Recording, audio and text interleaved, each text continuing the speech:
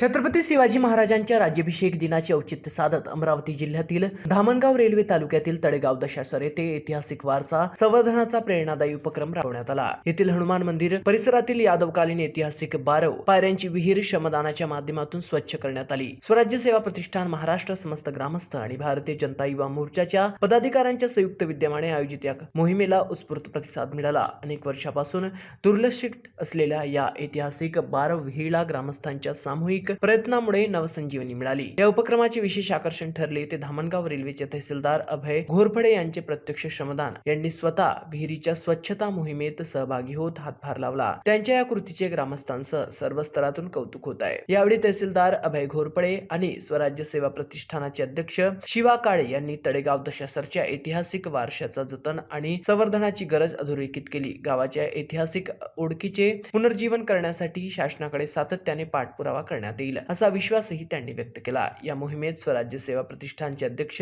शिवा काळे यांच्यासह श्याम घाटे, तुषार धनजोडे, अविश कावडे, आनंद सुरजुसे, स्वप्नील कुईटे तसेच मोठ्या संख्येने ग्रामस्थ आणि युवक सहभागी झाले होते। शिवराज्याभिषेक दिनानिमित्त राबविण्यात आलेल्या या उपक्रमामुळे इतिहास संवर्धनाबरोबरच सामाजिक एकतेचा संदेश देण्यात आला असून या उपक्रमाचे सर्वत्र स्वागत होत आहे। महाराष्ट्र T24 करिता सचिन करडे, अमरावती।